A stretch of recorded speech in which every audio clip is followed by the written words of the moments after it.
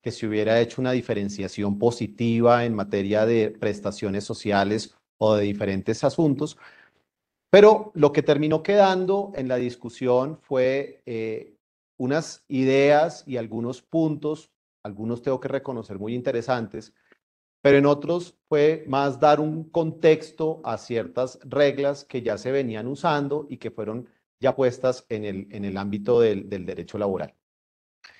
Lo cierto es que al día de hoy lo que tenemos es un proyecto de ley. Estamos en la fase de que el presidente de la República firme el proyecto y ya se nos vuelva ley. Hasta el viernes estábamos con un texto conciliado, texto que a la fecha tiene 70 artículos. Lo que estábamos discutiendo la semana pasada eran 74 artículos y no se imaginan pues las carreras que hubo para poder conciliar todo eso. Pero vamos a hacer en este espacio un repaso general del articulado y de los principales cambios que podemos tener. Y por supuesto, Wilson y Eliana, vamos a estar compartiendo con algunas preguntas que hemos visto, tanto de algunos clientes como de nosotros mismos al interior de nuestros equipos, que queremos también compartir con ustedes y ni más faltaba poder profundizarlos en caso tal de que ustedes así quieran. Comencemos con uno de los principales puntos y es el de las modalidades de contratación. Y yo sé, Liana, tú tenías una pregunta frente a las modalidades de contratación. Permíteme, yo hago una breve introducción. Básicamente, el contrato de trabajo a término indefinido va a ser ahora la regla general. Ya lo era, el Código Sustantivo del Trabajo ya nos presentaba que el contrato indefinido era la regla. Pero con esta reforma lo que nos dice es, miren, no vamos a pelear. Todo contrato se va a entender como indefinido, salvo excepciones. ¿Y cuáles van a ser las excepciones? El contrato a término fijo y el contrato por obra o labor, los cuales, si bien existen hoy en día, lo que hizo la reforma fue darle ciertos matices y pulirle algunos puntos que definen cómo deberían ahora estar los contratos hechos. Entonces, no cambian nada las prestaciones de los contratos, no cambian nada los tipos de obligaciones del empleador y del trabajador. En eso, digamos, los tipos de contratación siguen siendo los mismos. Pero, como ahora las excepciones van a ser el fijo y el por hora labor, pues ¿qué ha pasado? El fijo en adelante va a ser máximo por 4 años, no podrá renovarse de manera indefinida, que era lo que ocurría o lo que ocurre hoy en día en el Código Sustantivo, y es que yo puedo tener una persona con un contrato de trabajo a término fijo toda la vida. La diferencia es ahora solamente lo puedo tener máximo por 4 años. Las renovaciones siguen iguales. Hay un periodo inicial y se pueden dar hasta 3 renovaciones. Al cabo de la tercera renovación, es decir, cuando vamos a entrar al cuarto periodo, el contrato se entenderá de 1 año, cosa que tampoco cambió. Pero lo que sí cambia es que, pues, puede que yo lo tenga de 1 año, haya pasado la cuarta renovación, pero si llega el momento en que en el total se me cumplen los 4 años, se me vuelve indefinido el contrato. Yo tengo ahí un par de preguntas, Germán, y son las siguientes. La posibilidad de contratar un trabajador en término definido para una labor que es del core business de la empresa, entiendo yo que se terminaría, esa es la primera pregunta. Y la segunda, ¿qué pasa con el término de los contratos a término fijo que venían rodando? O sea, yo tengo unos empleados a término fijo, digamos que son para una labor específica y que vienen ejecutando su contrato a término fijo, digamos que llevan 2 años. ¿Qué pasa ahorita con el cambio de legislación y cómo se cuentan esos tiempos? Muy bien. Si quieres, yo complemento ahí con una pregunta que también tengo, porque tú nos decías, a los 4 años no puedo volver a hacer un contrato a término fijo, con lo cual el contrato se nos vuelve Indefinido. indefinido. ¿Esa conversión a indefinido es automática? ¿Requiere acuerdo entre las partes? ¿Cómo opera? Bueno, vamos con las preguntas. Primera, contrato del core business. Lo puedo hacer, pero me toca explicar adecuadamente por qué lo estoy haciendo a través de un contrato a término fijo. Los contratos a término fijo los tenemos siempre que poner por escrito. Casi que sin decirlo específicamente la ley, me toca empezar a poner una cápite de por qué lo estoy haciendo a término fijo cuando es un asunto del core business. o por qué lo estoy poniendo dentro del plazo para así dar una razonabilidad, para así expresar razonablemente por qué lo estoy haciendo así. Frente a la segunda pregunta, ¿qué pasa con los contratos que ya están en vigencia? Esta ley en principio, cuando entra a regir, es cuando me cambia las reglas. Si me preguntas, yo aplicaría la regla de la transformación a partir del momento en que entra en vigencia la norma. Pero no te voy a descartar la posibilidad de que quien ya lleve mucho tiempo le pueda estar preguntando al empleador, bueno, ¿y qué va a pasar conmigo si yo llevo 5 o 6 años con contrato a término fijo? ¿Será que me cambia ya el contrato indefinido? No lo sé. Es posible que tengamos esa discusión con los clientes y si me preguntan, yo comenzaría a contar los años a partir de entrada en vigencia de la norma, pero ya lo veremos. Ahora, tú me decías, ¿entra automático o no entra automático? A los 4 años es que de una se entiende por indefinido. Luego, ya ahí no tengo que hacer acuerdo, no pasa nada y se entiende que las obligaciones del empleador, por ejemplo, si lo va a despedir y se le ocurre despedirlo a los 4 años y un mes, ya no va a decir, voy a solamente a calcularte un mesecito o 12 meses o lo que sea, sino que te tengo que tener la tabla indemnizatoria de los indefinidos, que como sabemos está dividida entre si yo recibo más de 10 salarios mínimos o menos de 10 salarios mínimos para efectos de la referencia de cómo lo voy a pagar. Con lo cual aplica retroactivamente. En teoría, yo tengo que aplicar las distintas modalidades dentro de este cambio y tránsito legislativo. Ahora, el contrato por hora labor, que es un contrato que uno lo ve bastante en el mercado, tampoco nos cambia mucho. Lo único es, por supuesto, se celebra por escrito y se debe especificar ahora sí la obra. Eso no ha cambiado, pero ahora nos recuerdan, o me la especifica o sencillamente lo entendemos por indefinido. Entonces, atención porque toca empezar a especificar y explicar muy en detalle cuáles van a ser las circunstancias de los contratos por obra o labor, como quiera que los debo atar a la obra o los debo atar a la circunstancia particular por la cual lo hago. Esto, por ejemplo, en el tema de la construcción de obras públicas o en la construcción es particularmente importante, porque ahí, ¿qué tengo yo? Tengo un espacio en el que me toca a mí poner, por ejemplo, la obra se ejecuta es la del contrato C403-1. Si el contrato, la obra está programada para ejecutarse en 2 años y de golpe se empieza a prorrogar, pues tendría yo que el contrato de trabajo también se me prorroga. Hasta eso lo puedo hacer, pero eso de que yo tengo te contrato para un pedacito de la obra y de repente te voy a poner o asignar en otro pedazo, me toca especificar en el contrato que eso va a ser así, porque si no lo hago, se me vuelve indefinido. ¿Listo?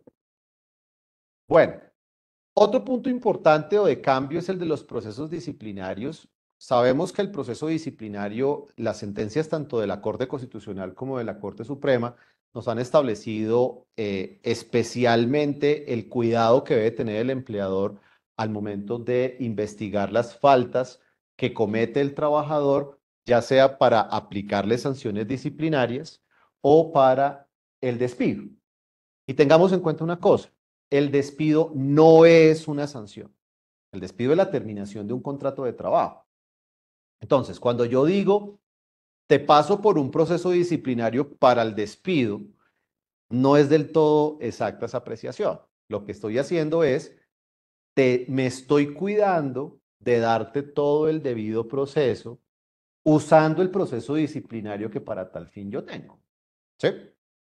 Eso no ha cambiado. Lo que hizo la reforma, lo que hace el texto, es que obliga a que los procesos disciplinarios sean de una forma especial, recogiendo lo que las altas cortes ya habían dado en sus sentencias. Entonces, ¿qué nos dice la ley? Mire, el proceso disciplinario se aplica únicamente para imponer las sanciones que establezca el reglamento. Y aquí, amigos de la audiencia, sí que es importante tener con reglamentos de trabajo. El reglamento de trabajo es lo que a mí me salva aquí cuando voy a aplicar una sanción. Porque si yo no tengo especificadas las sanciones, si yo no tengo especificado cuál es la manera en que voy a disciplinar una conducta, no tengo absolutamente nada. Cuando uno ve, por ejemplo, reglamentos y encuentra que dicen, se entenderá como faltas graves las siguientes.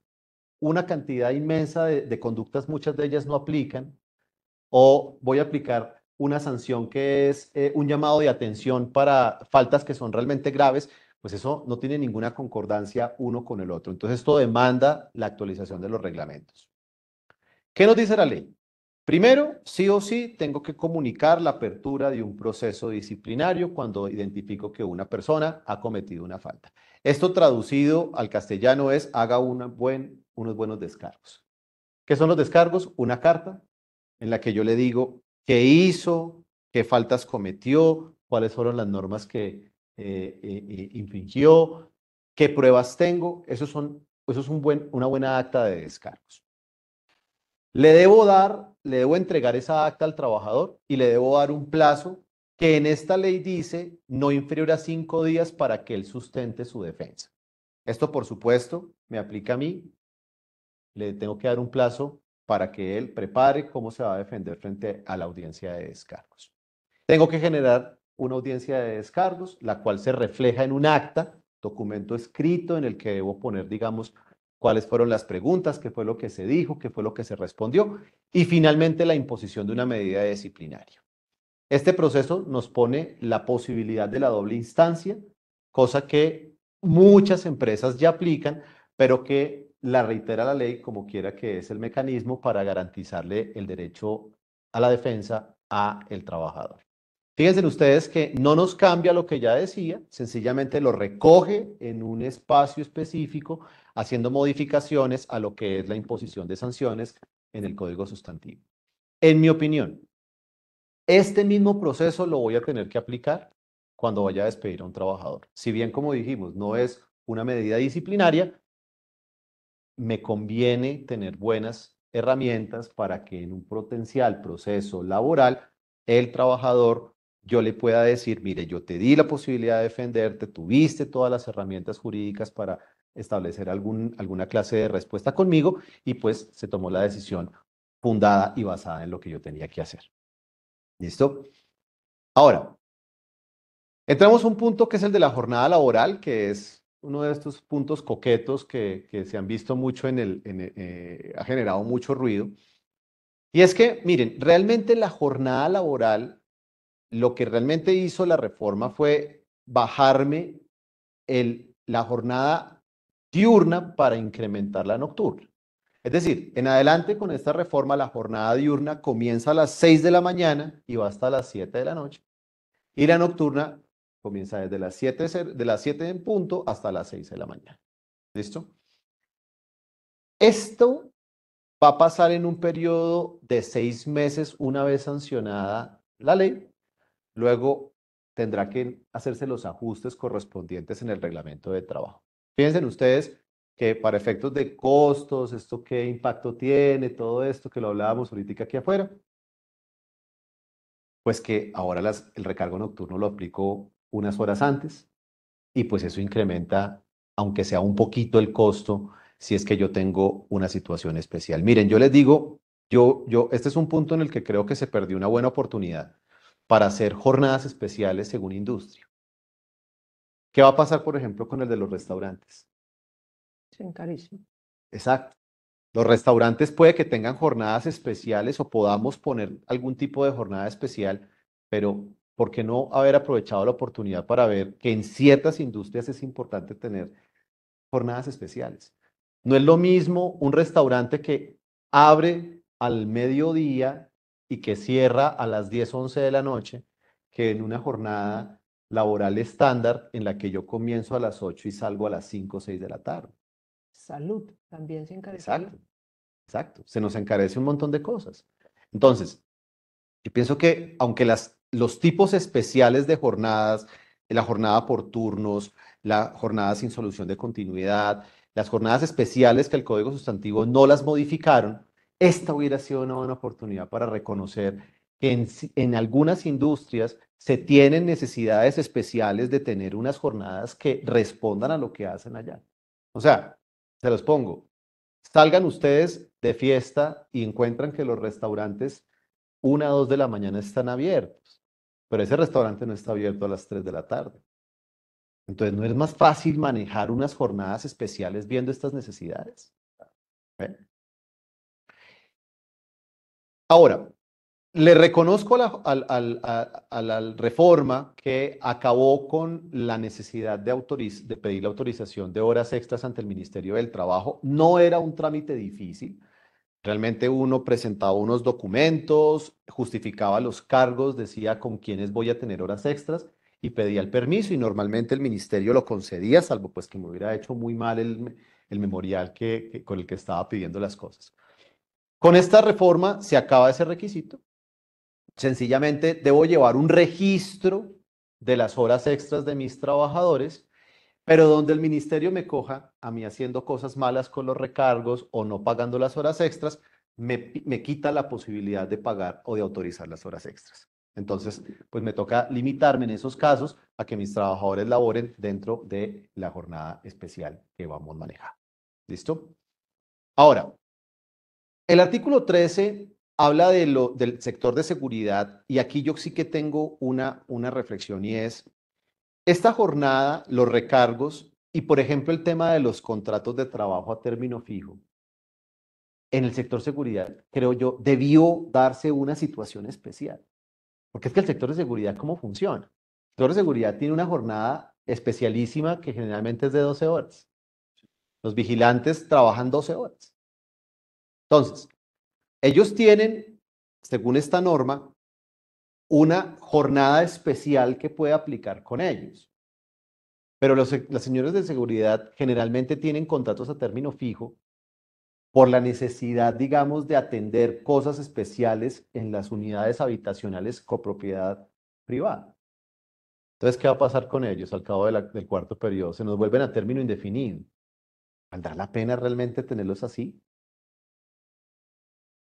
Si ven lo que les digo, las oportunidades se perdieron de hacer algunas reformas estructurales que hubieran sido muy interesantes.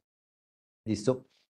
Y el artículo 14, que es el que habla del trabajo en día de descanso obligatorio, que este ha sido, digamos, uno de los grandes puntos del boom de la reforma y es que nos pone el recargo dominical y festivo al 100%. Pasa del 75 al 100%.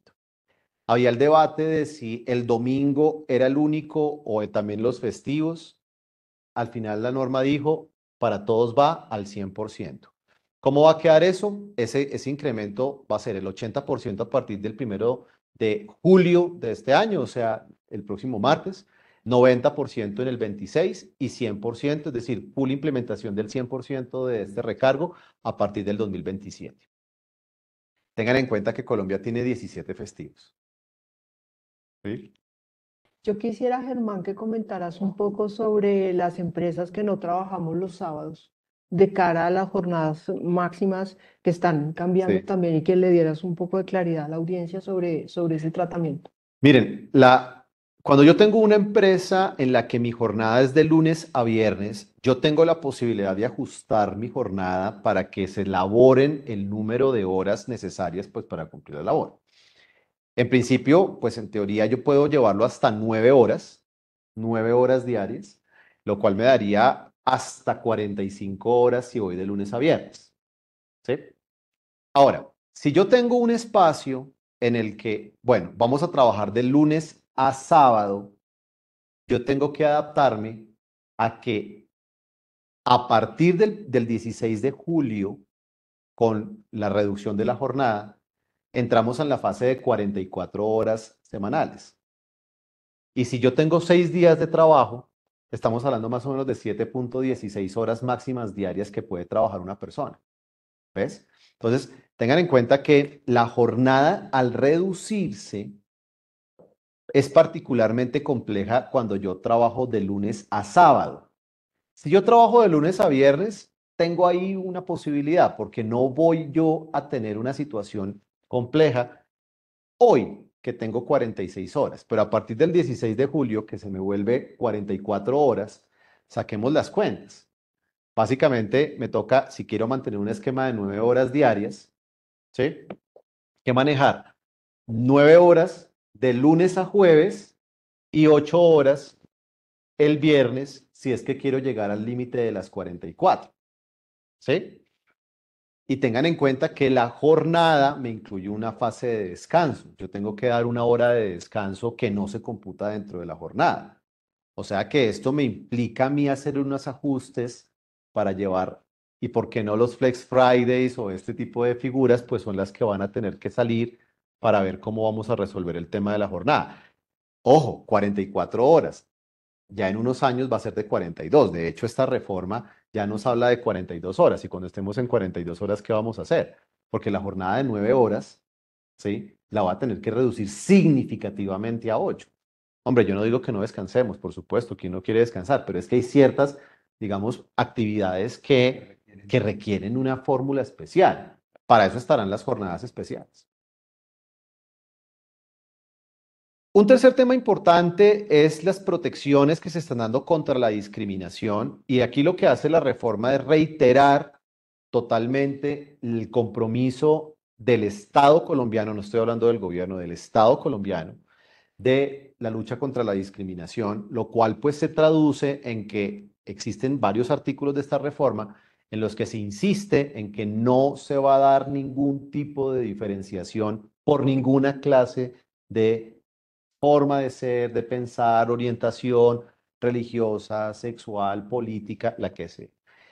Uno puede pensar que este es un aspecto que uno pues, podría pasar de, rápido, pero fíjense que, y aquí viendo algunos de los artículos, me habla de qué pasa con las personas que estuvieron privadas de la libertad. Las personas que estuvieron privadas de la libertad bajo esta reforma, el tiempo que ellos hayan trabajado estando en reclusión se entiende, por ejemplo, como experiencia laboral. ¿Ven? Se reafirman medidas positivas para efectivamente garantizar que estas personas pues salen de una etapa de reclusión y que en teoría pues dentro de una situación de resocialización se quieren incorporar nuevamente a la vida laboral, se les entienda ese tiempo como parte de su experiencia, ¿sí? Así también se habla de personas que estén en conflicto armado. Los que hayan estado en situación de conflicto armado tendrán esa situación. Se reitera, por supuesto, la total libertad de credos y de religión, lo cual evita, por supuesto, que se den diferenciaciones en el empleo. Eh, Naturalmente, para toda la comunidad LGBTIQ más habrá, cubre todo esto. Entonces, me parecen unas medidas que reiteran justamente el compromiso de Colombia como Estado con varias de las resoluciones y los convenios de la OIT, pero que aquí da algunas medidas que son efectivas para esto. Tercer punto súper polémico, que es el del contrato de aprendizaje, ¿sí? ¿Ustedes se acuerdan cómo está el contrato de aprendizaje hoy, mis amigos acá? Más o menos, pero sería bueno Por favor. recordar cómo lo tenemos hoy para ver qué fue lo que cambió específicamente, que hemos visto que ha habido gran polémica alrededor del pago que se le tiene que hacer a los aprendices y demás, para que nos cuentes cómo estaba y cómo va a quedar. El contrato de aprendizaje hoy es un contrato no laboral, no es laboral. Con esta reforma se nos vuelve laboral. Y uno dice, ¿y eso qué impacto tiene? Muchísimo.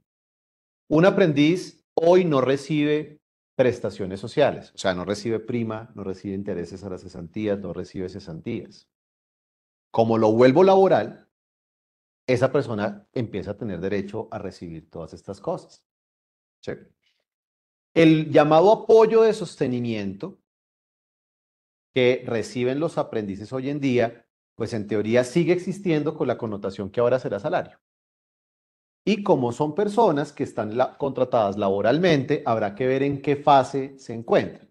Sepamos que los aprendices normalmente tienen una fase lectiva que es puramente académica y una fase práctica en la que combinan conocimientos académicos con una práctica real y en tiempo real. Esto no cambia, pero si yo le pongo el componente de que es un contrato de trabajo, incrementa el costo. Y me dice la norma en el artículo 23, si usted no puede o no quiere tener aprendices, siga haciendo la monetización, pero la monetización ahora será de 1.5 salarios mínimos por cada aprendiz que no contrata. O sea, que me da lo mismo tener el costo del aprendiz Depende. monetizando. Puede ser, incluso puede ser más barato tener monetización que tenerlo contratado directamente. Miren, hagamos un pequeño número acá. El costo prestacional de un trabajador es una cifra que oscila entre el 33 al 53% sobre el valor de la nómina que yo pago. O sea, cuando una empresa hace un cálculo de cuánto me cuesta un empleado, yo tengo un rango entre el 33 y el 53%. ¿De qué depende eso? De si es un trabajador que recibe menos de 10 salarios mínimos porque está exento de pagos al subsistema de salud y los 2 aportes para fiscales al SENA y al ICBF.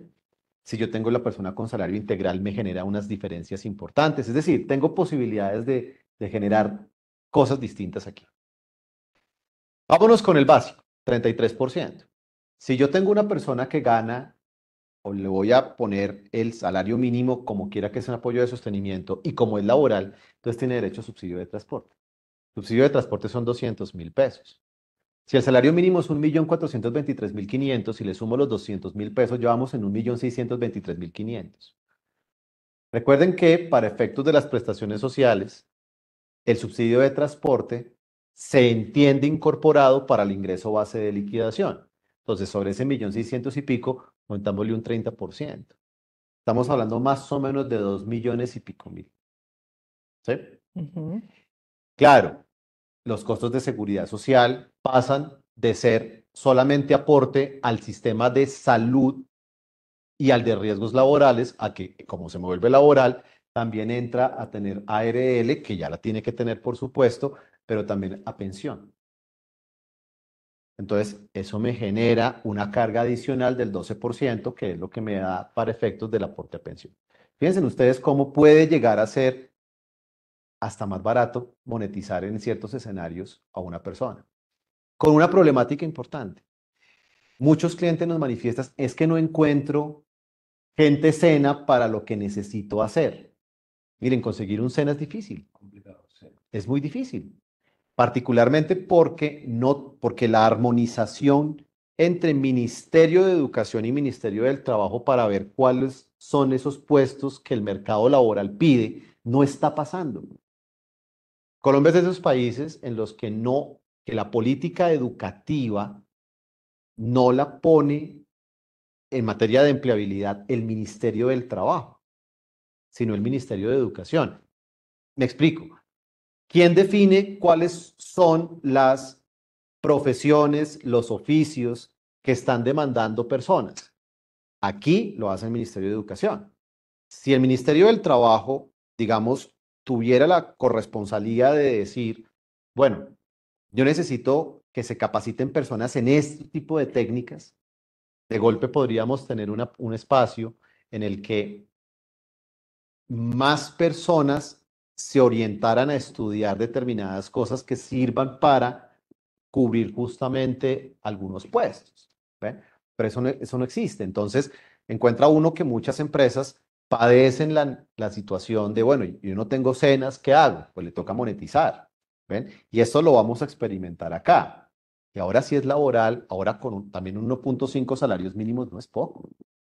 Germán, mira, tenemos un par de preguntas de la audiencia sobre este tema que me parecen interesantes. Nos están preguntando si este cambio aplica también para los aprendices de universidades bajo la figura de pasantías. Miren, sí, la verdad es que la norma nos habla sobre los practicantes y los pasantes universitarios, lo toca por encima y lo que más o menos dice es, a ver, aplica para todos los que me cuenten como cuota aprendices. Acuérdense que la cuota de aprendices es algo que me obliga la ley a tener. ¿Qué dice? Cuando yo tengo en una empresa más de 15 personas, ya tengo la obligación de pensar en los aprendices. ¿Y cómo funciona? Por cada 20 trabajadores que estén dentro del listado de puestos calificables en el listado SENA, debo tener un aprendiz. Yo puedo cubrir la cuota de aprendices con pasantes universitarios hasta un 30%. ¿Sí? Yo puedo tener todos los pasantes que quiera, ¿sí? Pero no para que me cubran cuota SENA. Entonces, esto aplica para con los que me cubren cuota SENA. Sin embargo, yo pregunto, si ahora vamos a tener que, si a los que me cubren con cuota SENA les debo aplicar contrato de trabajo, Caramba, yo pensaría que de pronto sí.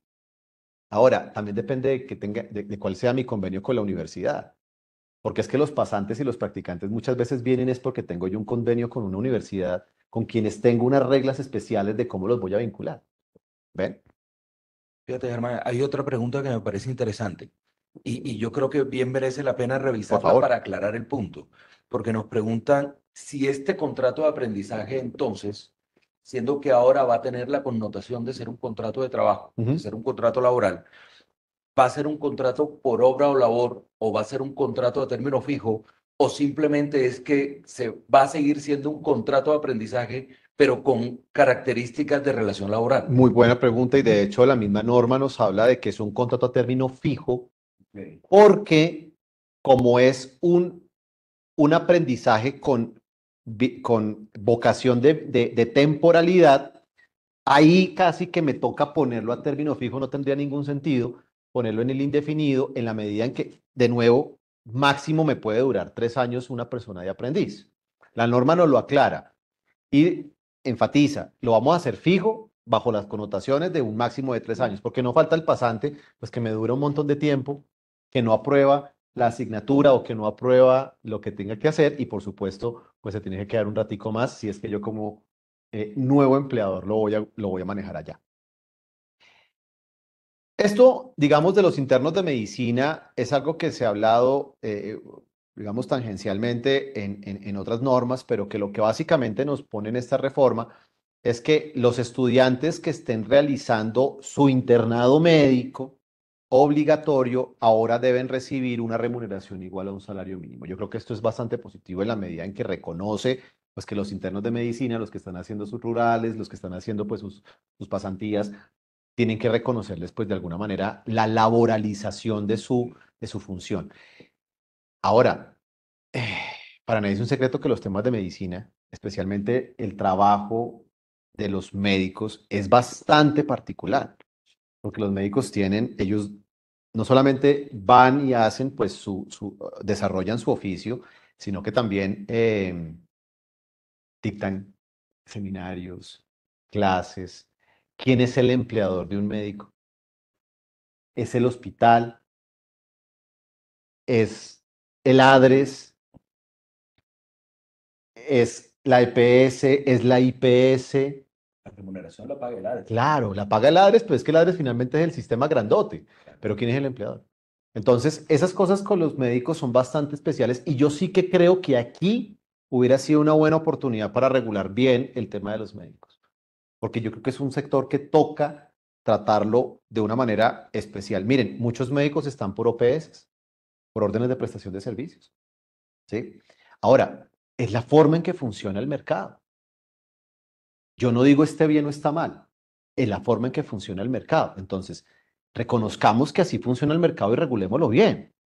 No pongámosle, es que ahora tienen que ser contratos de trabajo. No, es que no pueden ser. No, o sea, yo pienso que la consideración de si debe o no debe, primero reconozcamos cómo funciona y tratemos de darle unas reglas, al menos básicas, y de ahí en adelante empecemos a trabajar. Pero bueno, este es, digamos, un primer punto importante frente a los internos de medicina. El de las plataformas digitales de reparto. Es otro tema. Importante, Sí. sí. Pero es una norma que a mí me parece que tiene un target de 3, 4 compañías. Ahora, ¿y los conductores de vehículos están ahí? ¿Ustedes qué piensan? De vehículos como Uber Eats, demás, perdón que lo ponga con nombre propio. Ujú. Sí, están ahí. Yo me quedé con la gran duda. O estas plataformas que ahora son servicios, pero en motocicletas. Sí, Son como de Hacen mensajería, sí, son como de pero mensajería, pero en moto. sí. Yo no sé. Yo la verdad, leyendo esta norma digo, yo pienso que esto está hecho, esta norma se hizo especialmente para no sé, los repartidores. los mensajeros repartidores, no el Correcto. transporte. Pero ¿por qué no sé, haber regulado un poquito todo lo que tenga que ver con trabajo en plataformas? En plataformas. Miren, ¿cómo quedaron las normas de plataformas digital de reparto? Así, hay un capítulo especial en esto. Uno, dice, mire, las plataformas van a tener una de dos calidades. o empleador o contratante. O sea, traducido es, van a tener calidades de personas que van a tener personas dependientes o que van a tener personas independientes. Y por la parte del que va a repartir, de la persona que lleva algo de un lugar a otro, él puede tener la calidad de trabajador dependiente o la calidad de independiente. Hasta aquí me parece buenísimo que exista la posibilidad de que yo tenga las personas. Sin embargo, pues por defecto, lo más usual es que la mayoría de las personas que repartan pues sean independientes. Dicen las normas, estos artículos que ustedes ven en pantalla, en resumidas cuentas, que primero no se podrá pactar exclusividad con una sola plataforma. Podrán estar adscritos a varias plataformas. Segundo, que tiene que haber total claridad sobre el tipo de relación que tenga la plataforma con con el repartidor, ¿sí? Cosa que me parece muy buena porque eso que ocurría de hoy no te dejo usar la plataforma por alguna clase de sanción, eso no puede pasar. Tiene que haber una clara descripción de pues bajo qué circunstancias una persona no queda autorizada para usar la plataforma, ya sea por, qué sé yo, indebida manipulación de los encargos o por una conducta inapropiada llevando un reparto. Pero la parte que, digamos, complica un poquito esto es el artículo 27, en el que nos habla que los pagos al sistema de seguridad social de los independientes, es decir, del repartidor cuando tiene la capacidad independiente, se hará en materia de salud y pensión a razón del 60% por parte del dueño de la plataforma y del 40% por parte de la persona repartidora. Eso no funciona así hoy. A mí me parece que está bien eso, o sea, que haya una seguridad social para las personas que reparten, pero no sé si el porcentaje o la forma sea la adecuada. Y además que nos habla que en materia de las ARL, el 40% de la totalidad de los ingresos que reciba esa persona, ese trabajador digital, será la base sobre la cual la plataforma deberá aportar a riesgos laborales por esa persona. Entonces, Y sube el costo. no habiendo exclusividad cuando trabaja con varias plataformas, ¿cómo se distribuye ese Exacto. 60%? Increíble, porque ahí yo creería que tendrán que cada una establecer cómo van a desarrollar esa retención respecto del ingreso que le facturaron. Sepan ustedes, por ejemplo, que los que reparten, ellos, hasta donde entiendo, reciben un crédito, un saldo diario por las encomiendas que ellos hacen. Ellos no es que les facturen, que todo lo que hicieron en el mes se lo acumulan y al final del mes le giran. Ellos diarios reciben un dinero o reciben una transferencia con una periodicidad. ¿Cómo van a hacer esto las plataformas? ¿Cómo van a controlar el monto total versus el valor de la cotización? Esto es un desafío inmenso para las compañías dueñas de las plataformas digitales. Un desafío inmenso porque es que no tienen pocas personas. Gracias a Dios existen estas empresas que dan empleo y de alguna forma dan sustento a muchas familias que dependen de los repartos, ¿sí? Eh, Acuérdense ustedes que también uno puede plantear propinas. ¿Esas propinas entran acá? Mm. Yo creería que sí. Y acuérdense que la propina la fija el usuario, ¿sí? Entonces, si yo decido dar, eso cuando está lloviendo que dice, ¿por qué no ayudas al repartidor con un poquito más y le puede uno dar bastante más? En teoría entra acá. Pero si es pago de un tercero, yo soy un tercero en la Pero tú lo relación laboral. canalizas a través de la plataforma. Entonces la plataforma es la que tiene que de alguna manera contar eso para el ingreso. Pero es un tercero, es como en los restaurantes cuando dejas propina. Bien, pero fíjate que si el tercero da dinero como propina, ¿qué característica laboral tiene eso? Porque justamente lo que está hablando la reforma es que el empleador o el contratante es el personaje con la plataforma de reparto, o sea, el dueño de la plataforma. El usuario no es empleador, el usuario sencillamente es un beneficiario de un servicio que le presta una persona. ¿Ven? Entonces, ¿ven? Aquí hay un tema interesante que se desarrollará con las plataformas y por supuesto al usuario se le tratará de mantener lo más al margen posible de la discusión, pero si ustedes me preguntan, en algún momento yo creo que esto va a encarecer la operación porque la dueña de la plataforma no creo que vaya a asimilar el costo solita. Lo tendrá que traducir a valor precio, ¿sí? Y esto incrementa un poco el valor final que el usuario termina pagando. Hombre, yo no estoy, insisto, no estar de acuerdo o en desacuerdo, sencillamente son unas dinámicas que desconozco si ha tenido, digamos, la discusión adecuada. Sé que en la versión 2.0 y 1.0 de la reforma laboral, esta de paso esta es la versión 3.0, pero la 1 y la 2, yo sé que hubo una fuerte discusión tanto de los operadores de las plataformas como de sectores de agremiaciones de trabajadores frente a cómo se iba a manejar el tema del costo, y sé que ese fue un punto en el que se habló mucho de que al usuario de alguna manera le tiene que caer la responsabilidad del pago sobre esto. Teletrabajo. El teletrabajo en esencia no nos cambia, no se modifica.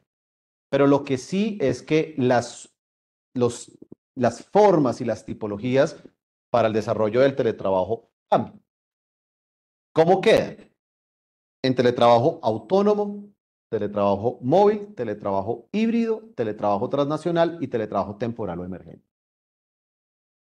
Lo que es el autónomo, tengamos claro que es cuando la persona está 100% fuera de la sede del empleador en un sitio definido. Llámese la casa, llámese la finca, llámese en un espacio adicional, el que sea, pero es un espacio por fuera de la sede donde trabaja, donde ejecuta o funciona la empresa. El teletrabajo móvil es el que se ejecuta en cualquier sitio sin una especificación del lugar. El teletrabajo híbrido, que era el que hasta hace poco tiempo era el suplementario, es en el que 2 o 3 días en la semana estoy en la casa o en el otro sitio, y otros 2 o 3 días, dependiendo de cómo lo cuadre, estoy en la sede del empleador. Pero lo que me gusta mucho de esta regulación es que reconoció una realidad, y es el teletrabajo transnacional. ¿Qué es? Yo tengo una persona contratada en Colombia, pero que ejecuta el contrato en el exterior. La persona tiene contrato laboral en Colombia, recibe sus pagos en Colombia, las obligaciones están gobernadas por el Código Sustantivo del Trabajo. La única diferencia es que la persona está localizada en otro país. ¿Sí? No me cambia en nada las reglas básicas del teletrabajo. Lo único que me dice es que si yo, empleador y trabajador, llegamos al acuerdo de hacer un teletrabajo transnacional, el empleador deberá garantizar que en el lugar donde esté el teletrabajador cuente con los mínimos aseguramientos que tendría en Colombia. Traducción: tenga un seguro médico internacional para que la persona, en caso de una enfermedad, lo atiendan afuera. ¿Sí? Sépase que el sistema de salud, en mi opinión, es muy bueno en Colombia. Yo sé, tiene sus fallas de atención y de servicio. Yo sé, a la gente no la atienden en una EPS a la hora de que llegó. O sea, sí, hay un problema de atención, pero es un sistema altamente protector. Es decir, cubre muchísimas cosas. Yo no tengo como en la cabeza algo que realmente no cubre el sistema de salud actual. Y tiene una cobertura que, según los datos de hace un par de años del Ministerio de Salud, tenía una cobertura por encima del 98% de la población. Ese 2% es de ciertos departamentos que tienen algunas condiciones de acceso que no permiten que tengan a todo el mundo a la mano un centro de salud, pero hay una posibilidad de mejorarlo. Luego, pedirle al empleador que le dé lo mismo en el exterior a una persona que acá, con las limitantes y con las cosas, lo tiene prácticamente todo asegurado, pues no es un desafío menor, porque los seguros de salud son costosos, y que tengan todas las coberturas no es tan fácil. Ustedes saben que los seguros a veces limitan las atenciones. Por ejemplo, aquí están incluidas las ambulancias. Si uno tiene una emergencia, una ambulancia, uno lo recoge.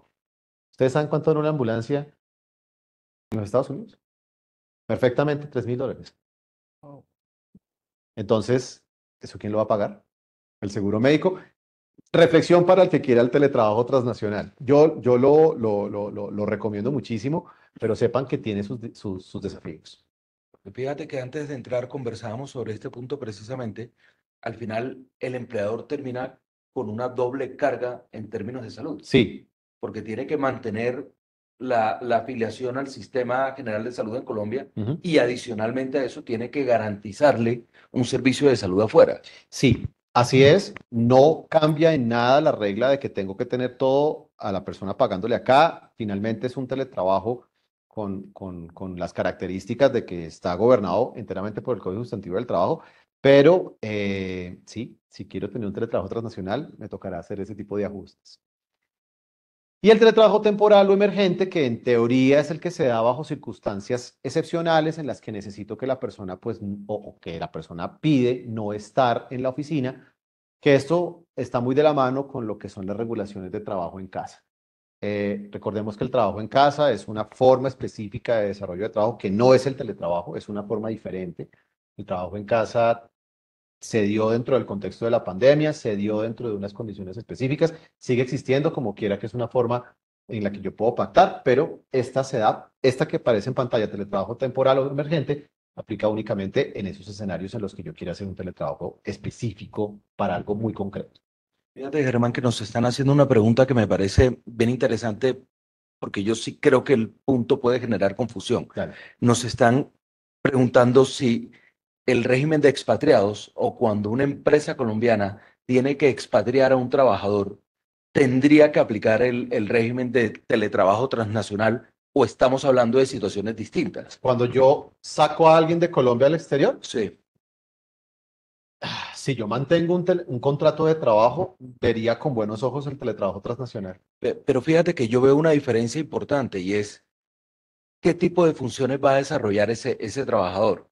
Ujú. Porque no es lo mismo que la persona que está en el exterior siga realizando labores para la sociedad colombiana que cuando va a realizar Ujú.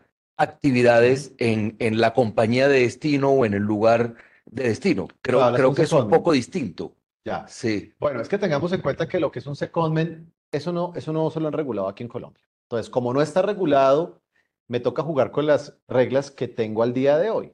Si yo envío una persona al exterior y la subordinación la mantengo, el teletrabajo transnacional sería buenísimo, ¿sí? Pero si yo lo que voy a hacer es asignar a una persona para que preste servicios a favor de una compañía en el exterior, pues esa compañía dentro del régimen jurídico laboral del país receptor tendrá que ver si las reglas de ese país laborales le imponen cargas u obligaciones a esa compañía. Perfectamente puede ser un contrato de trabajo. Miren, si ustedes hacen eso, si este ejercicio lo hacemos en países latinoamericanos, en todos los países latinoamericanos hay reglas laborales que aplican para el que ejerza actividades en el país. O sea, le podrían aplicar reglas laborales a esa persona. Si ya lo mando, por ejemplo, a los Estados Unidos o a ciertos países europeos, de golpe allá no tendrían tantas dificultades. Luego ahí, en mi opinión, sí le podría aplicar un teletrabajo transnacional, no vería por qué no. Ahora, el teletrabajo nos establece, las reglas de la reforma nos hablan del auxilio de conectividad, como quiera que se reemplaza o dice la norma que reemplaza el auxilio legal de transporte por el auxilio de conectividad sin cambiar el valor. Dos salarios mínimos que para este año se da para las personas que tienen ingresos, salarios por debajo de los dos salarios mínimos y aplicará el mismo valor del subsidio de transporte que para en este año 2025 son 200.000 pesos. ¿Listo? Por lo demás, las mismas reglas. Si tengo teletrabajo, hay que hacer el registro ante el Ministerio del Trabajo, del teletrabajo, hay que informarle a la ARL, como quiera que es una obligación de que tengo una persona con una cobertura, pues que tiene unas particularidades. En algún momento me tengo que sentar con el trabajador a ver cómo vamos a hacer con el pago de la luz, del teléfono, de internet, de todos esos gastos que se requieren. Los estudios de puestos de trabajo son importantísimos. porque ahí es donde está el sistema de gestión de salud y seguridad en el trabajo aplicado a cómo vamos a proteger la integridad del trabajador en el lugar donde lo voy a desarrollar. Todas esas reglas siguen aplicando, aunque lo que hizo la reforma fue ampliar, expandir las modalidades y las formas con las cuales yo lo puedo desarrollar. En temas sindicales, la versión 1 y la versión 2 tenían un inmenso compendio de normas que las organizaciones sindicales tenían interés en que quedaran incorporadas en el Código Sustantivo del Trabajo. Se redujo en su inmensa mayoría todas esas pretensiones. Yo pienso que se desaprovecharon buenas oportunidades para hacer regulaciones muy claras sobre la negociación colectiva. Pienso que realmente se perdió también una oportunidad de establecer, por ejemplo, reglas sobre la multiafiliación, reglas sobre la representatividad de los sindicatos cuando una empresa tiene varios sindicatos, de cómo se va a manejar las disputas, digamos, de los beneficios sindicales a quién van. Sépase que todo lo que es la regulación sindical en Colombia está recogida, por supuesto, en el Código Sustantivo, pero mayoritariamente ha sido desarrollada por la jurisprudencia tanto de la Corte Constitucional como de la Corte Suprema de Justicia. Entonces, aquí hubiera sido una buena oportunidad para dejar reglas claras. Pero entiendo también por qué no quedó, porque los debates de la versión 1 y de la versión 2 estuvieron concentrados en si vamos a hablar de sindicatos, nos metemos en temas políticos y se trató justamente en este tema de no llevar la discusión política al margen. ¿Qué quedó? Se habla de una modificación a los estatutos sindicales que en el artículo 59 de la reforma modifican uno de los artículos del Código Sustantivo del Trabajo, dando cómo se deben hacer algunas votaciones y algunos puntos importantes de los estatutos. Y el artículo 60, que a mi parecer es bastante interesante, no sé cómo lo van a cumplir, y es que las organizaciones sindicales deberán promover la participación e inclusión en condiciones de igualdad en sus organizaciones, en sus estructuras administrativas de mujeres, jóvenes, personas con diversidad sexual, población étnica y personas con discapacidad. Dicen promoverán, no es que estarán obligados a establecer cuotas, ¿sí?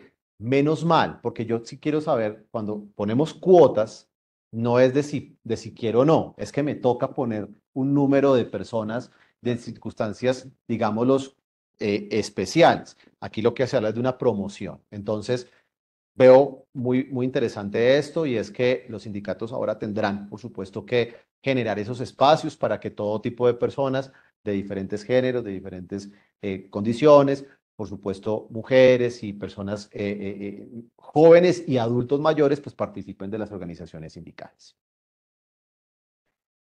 Bueno, en cesantías como prestación social se dio la posibilidad de que el empleador pague mensualmente, haga el depósito mensual del valor de las cesantías. Tengamos en cuenta que la provisión mensual que se tiene en materia de cesantías es el 8.33%. Entonces, lo que yo puedo hacer es ir a hacer el pago mensual al fondo, cosa que me parece muy interesante porque en teoría los fondos podrían tomar esos dineros y empezar a hacer las inversiones para generarle una mayor rentabilidad. Hoy en día las cesantías sencillamente se depositan hasta el 14 de febrero del año siguiente. A partir de ese momento el fondo recibe y empieza a hacer sus inversiones. Pero pues con esto tendrán, creo yo, más tiempo para invertir y cosa que le podrá generar una rentabilidad importante. Y entonces los intereses a las cesantías que veníamos. Muy bien, el interés de las cesantías se sigue pagando al trabajador y según la norma, yo puedo ver cómo se lo pago al trabajador de manera mensual. Porque si puedo pagar las cesantías directamente al fondo, no hace ningún sentido que no le pueda pagar ese valor al trabajador de manera mensual.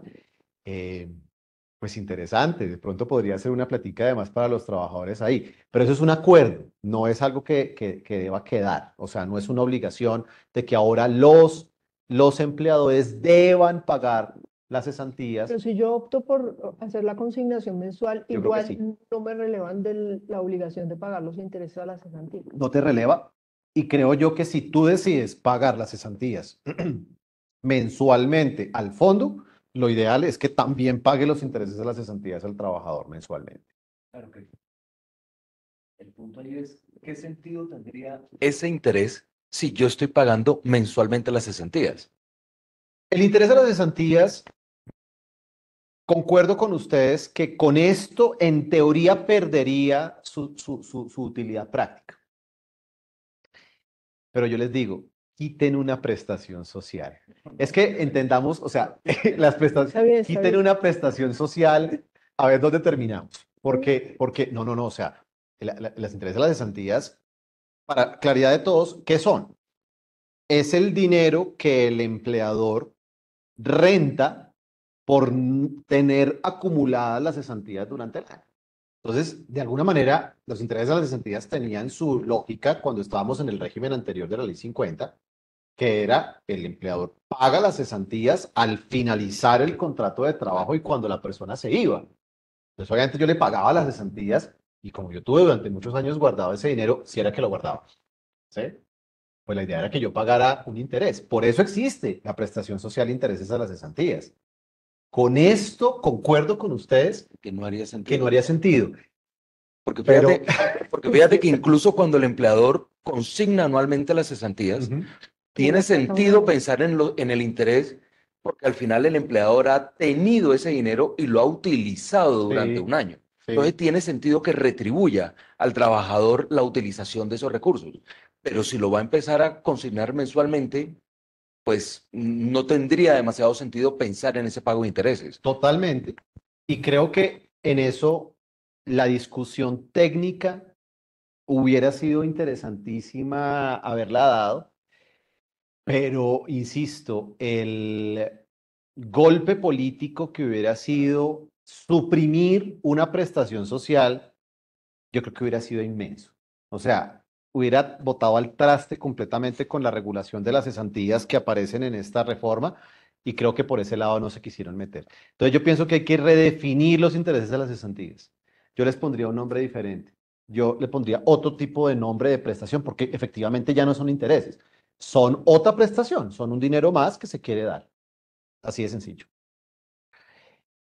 En materia de trabajo de personas en vulnerabilidad, nos reitera la reforma la necesidad, digamos, de incluir a personas especialmente con condiciones de salud que pues, generan alguna dificultad para que ellos accedan de forma regular a su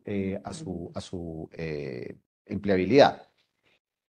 Algo que celebro, pero que también pienso cómo lo vamos a cumplir, es particularmente lo que dice el numeral 17 del artículo 15, que habla justamente que las empresas que cuenten con 500 trabajadores deberán tener al menos 2 trabajadores con discapacidad. Y cuando se superan las empresas de los 501 trabajadores, deberán contratarse un trabajador adicional por cada 100. Entonces, pues me parece fenomenal efectivamente que se tengan estas medidas para tratar de incluir a esta población. Ahora, ¿cuántas empresas realmente tienen 500 trabajadores en Colombia? Desconozco un número estadístico de cuántas llegarán a un rango por encima de los 500 trabajadores. Pero ¿y si no los consigo? Para que hagan lo que necesito que hagan. Entonces, de alguna manera me ponen en una situación de tratar de adaptar puestos para poder cumplir con esta cuota. Cuota que de paso celebro y que creo eh, reconoce efectivamente algo y es la necesidad de generar condiciones de empleabilidad para las personas en situaciones de vulnerabilidad. Pero yo sí me pregunto, bueno, ¿y si no qué? ¿Sí? Entonces, veremos ahí qué va a pasar. Ahora, también habla mucho, se habla en algunos artículos de las personas vinculadas que están hoy en día en el régimen subsidiado de salud. Una de las principales preocupaciones que se tienen por muchas personas es que si yo me formalizo, pierdo algunos servicios, ejemplo del CISBEN, ¿sí? Pues lo que hace justamente estos artículos es, oiga, usted se puede mantener en el sistema de salud, en el régimen subsidiado de salud, pero hasta un tiempo. Después de eso, en teoría, deberá pasar al régimen contributivo, aunque en teoría podrá mantener su calificación en el Sisbén y por ende recibir los incentivos y los beneficios. Dice la norma que el gobierno reglamentará cómo se hará esto, entonces entramos en la fase de que aunque la norma nos establece es una norma programática, o sea, nos establece una intención muy interesante, pues cómo la vamos a ejecutar será objeto de reglamentación por parte del gobierno. Algo muy sencillo, frente al reglamento interno de trabajo, nos habla que el reglamento debe publicarse físico y virtual. Nos abre la posibilidad para que se dé la publicación virtual, cosa que ya venía ocurriendo. Yo pregunto en sus compañías, ¿cuántos de los que tienen compañías acá que no tengan instalaciones físicas permanentes tienen publicado un reglamento? Por supuesto no lo tienen. Entonces, lo que hace esta norma es reconocer esas circunstancias y decir, listo, vamos a permitir que las empresas tengan también una publicación virtual que siempre y cuando demuestre que cumple con esto, pues haría las veces del requisito, esto de cara a las inspecciones y las fiscalizaciones que hacen los inspectores del trabajo cuando piden, muéstreme dónde está publicado el reglamento en la cartelera que dice la ley debe tener. Bueno, volviendo un poco a la jornada y derechos del trabajador, tenemos que en el artículo 11 se habla de la jornada máxima legal, que justamente lo hablábamos tú y yo antes de nuestra razón aquí, y es la duración de la jornada máxima quedó en 8 horas y 42 semanales en la reforma.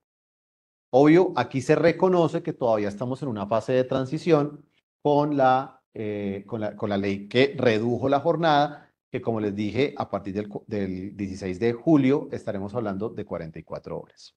Ahora, se habla en esta reforma laboral de una distribución semanal entre 5 o 6 días, según el acuerdo entre el empleador y el trabajador, siempre garantizándose un día de descanso que puede coincidir con el domingo. Aquí no cambiamos realmente mucho las cosas.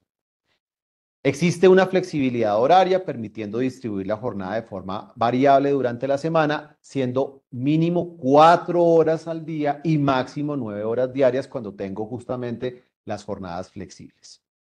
Y como ustedes saben, la ley que redujo la jornada habló de la eliminación del Día de la Familia, pero simpático, en esta reforma se habla de que las empresas y las cajas de compensación promoverán una jornada semestral para compartir con la familia. A mí me deja la duda de si esto nos revive el Día de la Familia, que las empresas lo dan con un día de descanso semestral.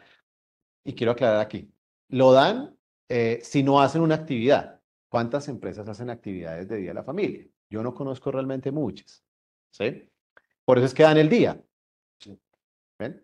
Pero entonces aquí, ¿cómo queda esto? O sea, se revive, promueven, ¿cómo queda? Ya veremos el desarrollo de este tema. Y las cosas exóticas, en mi juicio, lo digo con el debido respeto que en materia de jornadas, pues nos introdujo que dentro de las obligaciones del empleador, además de algunas que ya existían, está la de los permisos. Ya la ley en las obligaciones del empleador nos hablaba de la obligación que tiene el empleador de conceder, por ejemplo, la licencia por luto, la licencia, los permisos por calamidad doméstica y otras. Pero esta reforma nos establece 3 que me parecieron particularmente interesantes. El primero es el permiso remunerado para atención de compromisos escolares de los hijos. Buenísimo, pero ¿quién tiene derecho a esto? ¿Por cuánto tiempo? ¿Cada cuánto? ¿Cuántas veces? ¿Sí? Porque una cosa es ir a recoger el boletín de notas y otra es la feria de ciencias acá, Deportivo. la actividad deportiva, ¿sí? ¿Cuál va a ser el compromiso escolar? La ley trae una definición, pero me parece que le faltó especificar, pues, cuáles van a ser los que yo debo dar. Ahora, esto está diseñado, por supuesto, para que en circunstancias de razonabilidad se pidan los permisos, pero pues no falta el que empieza a pedir permisos, pues, para todo tipo de labores y yo tengo la obligación de darlos. Segundo, citas médicas con especialistas. Está más que justificado, pero también cuántas, cuáles, qué pasa con la persona que se la pasa pidiendo permisos para atender citas médicas. Y uno que me parece interesantísimo es el día semestral por uso de bicicletas, que yo pensé que se había caído, pero lo vi en el texto de la reforma y que me surge curiosidad. Y bueno, ¿y cómo vamos a aprobar esto? O sea, son unos permisos que uno queda, pues, ¿cómo funciona esto y cómo lo vamos a desarrollar? No lo sé, yo creo que aquí todavía faltará el desarrollo y cómo generaremos estos espacios para que se den estos permisos. En cuanto a promoción y formalización del empleo, varias normas nos hablan de especiales contratos de trabajo o especiales formas de contratación que obligarán, obviamente, a generar circunstancias de formalización. Estamos hablando del contrato agrario, me parece fenomenal, tenemos sí o sí que regular ese tipo de contrato. Eh, en la versión 2.0 existía un capítulo completo dedicado al contrato agropecuario, que aquí no quedó. Aquí lo que se dijo es que se va a generar una iniciativa, una política pública para la contratación agraria. Y miren, es que no es un tema menor. ¿Cómo le pago yo cesantías a personas que reciben jornal por circunstancias estacionarias? O sea, esos son contratos que ameritan una seguridad social especial, una dinámica especial en prestaciones sociales. No pueden ser las mismas prestaciones sociales, yo creo que tienen que ser incluso otras. Y la seguridad social, el pago por días que existe y que de hecho esta reforma lo avanza en este tema, yo creo que sí tenemos que entrar a regularlo particularmente.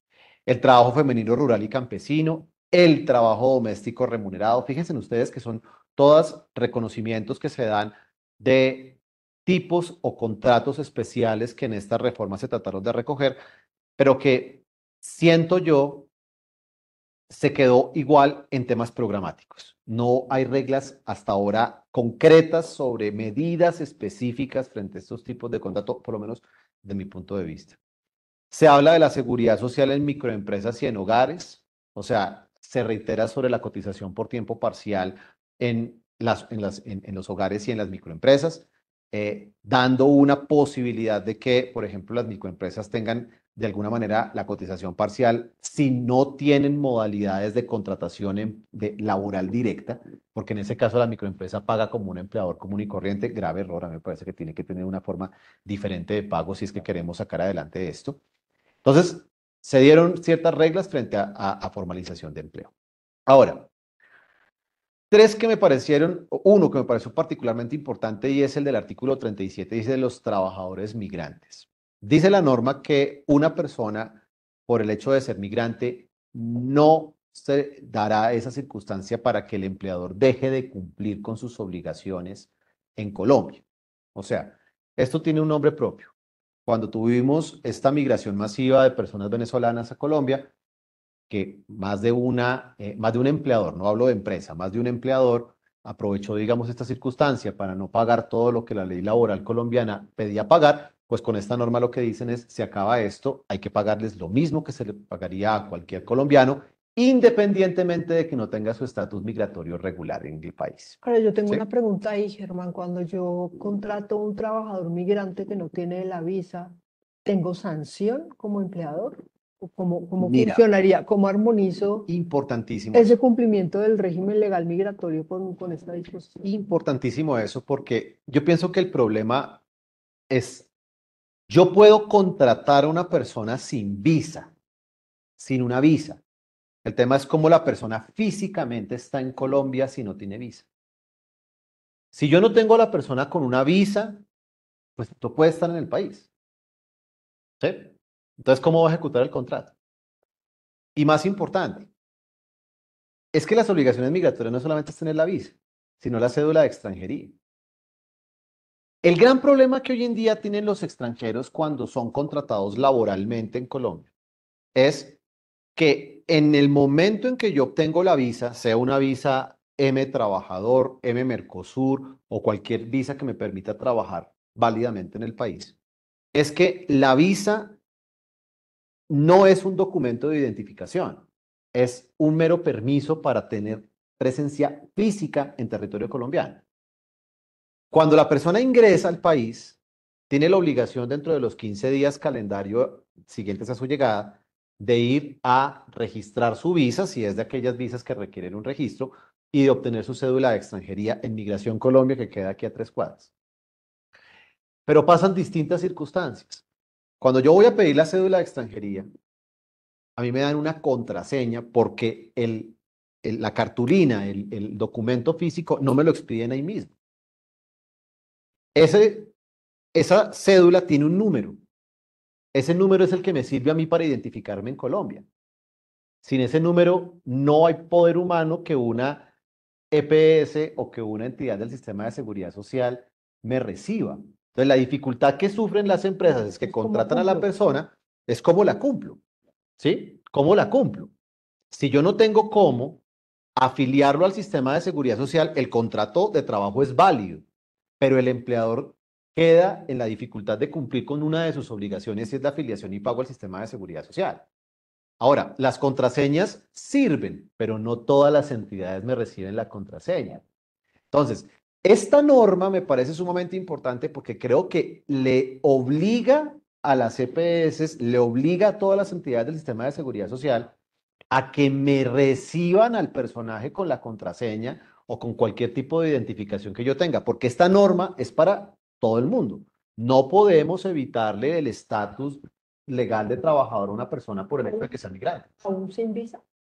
No, es que sin visa, el no tener la visa, repito, te genera el problema de estar acá. Si tú tienes una persona contratada en Colombia sin visa, la empresa está a nada de que le llegue Migración Colombia o que le llegue la Cancillería y le ponga su O sanción. sea, esta disposición para nada. No, la Se disposición, delega de la obligación de muy buen punto, cumplimiento. ¿sabes? Ahora que lo dices, la disposición, en mi opinión, está dada es para evitar el abuso de empleadores malvados que quieren aprovechar una situación Migratorio. migratoria irregular. Pero viéndolo desde el punto de, si yo entonces contrato a una persona sin visa, ¿qué? Pues es una dificultad inmensa, porque si no está legal en el país, yo estaría también siendo ahí partícipe de una situación irregular que me pueden sancionar a mí como empresa. Pero digamos, muy interesante la reflexión de qué hacemos en ese caso. Ahora, fíjense ustedes en pantalla que ven que los artículos 38, 39 y 40 nos hablan de unos contratos especiales. Destaco particularmente el trabajo en el deporte profesional, porque aquí nos habla de la regulación que creo yo era necesaria o empezar a generar regulación sobre esto, y es qué vamos a hacer con los deportistas que tienen circunstancias a veces de que son contratados por clubes, y no estoy hablando del fútbol profesional, sino estoy hablando de cualquier tipo de actividad deportiva en la que estas personas pues únicamente tienen contratos en los que alguien los patrocina, y una vez termina, digamos, ese patrocinio o termina el torneo o el certamen en el que estén participando, pues quedan estas personas totalmente desamparadas. Aquí lo que se habla es de que son personas que tienen que tener un tipo de vinculación, que tienen que tener unas condiciones laborales específicas dentro del contexto del Código Sustantivo, y que no tienen esa desprotección pues campante en la que ninguno pues responde por ellos. Ahora, también se traen unas normas que aquí me parece faltó mucho, la del artículo 41, que es la de los trabajadores del arte y la cultura. Con el debido respeto, yo no termino de entender quién puede ser considerado un trabajador del arte y de la cultura, porque no nos lo define el contrato. Es decir, cuando yo comisiono una obra artística, ¿esa persona se vuelve empleado mío? No sé, o sea, ¿tengo que tener contrato con él para esto? ¿O son personas que están metidos en el gremio artístico? ¿Quién sería el empleador? El punto yo creo que es ese. ¿Quién es el empleador? Sí, Es lo que no me queda claro. a mí tampoco. Y habla mucho de que debe formalizarse el documento dando el objeto, el salario, hablar del régimen de recargos, de jornadas. Sí, tienen derecho a todo, pero ¿cómo mido eso yo como un artista? ¿Y sobre qué? Bueno, y pensemos que es un artista. Eh, Artistas urbanos, artistas de qué tipo, artista profesional. Yo pienso que aquí falta todavía desarrollar mucho, mucho la idea. Y obviamente también se habla de la condición para periodistas y comunicadores, que pues en teoría todos ellos tienen que estar dentro del régimen laboral y por ende se reitera aquí que la laboralización de su actividad se debe dar en total armonía con todas las normas laborales, haciendo especial énfasis en que no es que ahora los periodistas sean todos de dirección, confianza y manejo, que era algo que pasaba, sino que habrá que ver si las funciones que ejecuta el periodista se pueden catalogar como de dirección, confianza y manejo, en cuyo caso pues no estarían sujetos a las máximas jornadas legales, sino al tiempo que tienen que ejecutar. Por lo demás, tienen derecho a horas extras, a sus primas, absolutamente todo, reconociendo por supuesto su calidad de empleados. Pero fíjate un segundo, Germán, y nos devolvemos al tema de ¿Sí? los artistas porque me quedó la idea. Obviamente que no es lo mismo pensar en un músico de planta de un bar, ¿cierto? Ujú. Que pensar en el artista que cobra por un De concierto. acuerdo. Con lo cual entendería que este tipo de regulación laboral está más pensada, por ejemplo, en el músico de planta del bar que en el artista que simplemente cobra un dinero Total, por presentarse en un concierto total. o en un evento especial, ¿no? Pero la norma no te hace la diferencia. Claro, Entonces ese es yo el digo, punto. pero es que miren, miren, o sea, es que dice que si no hay un acuerdo por escrito se entiende que el contrato es indefinido. Entonces, si una persona efectivamente viene a hacer una presentación en un bar y lo hace los viernes y los sábados, ¿es empleado mío entonces? ¿Ven? Yo pienso que aquí falta todavía definir mucho porque, pues la verdad sea dicha, los artistas van, se presentan, reciben un dinero y adiós. ¿Sí? Y ellos no tienen exclusividad con el bar. O pongamos cualquier otra actividad artística, o sea, hay personas que simplemente van por prestación de servicios a tocar música en ciertos eventos. Los que están amenizando la comida o la cena en las celebraciones especiales. Caen aquí de pronto, no sé. Faltaría ver cómo queda la cosa más adelante. Bueno, en materia de tercerización e intermediación, varias reglas son expuestas por la reforma, pero en general lo único que hacen es reiterar la necesidad de que existan entre el contratante y sus contratistas contratos escritos en los que se definan el objeto, las actividades y la manera en que se van a regular, por supuesto, la responsabilidad de sus pagos.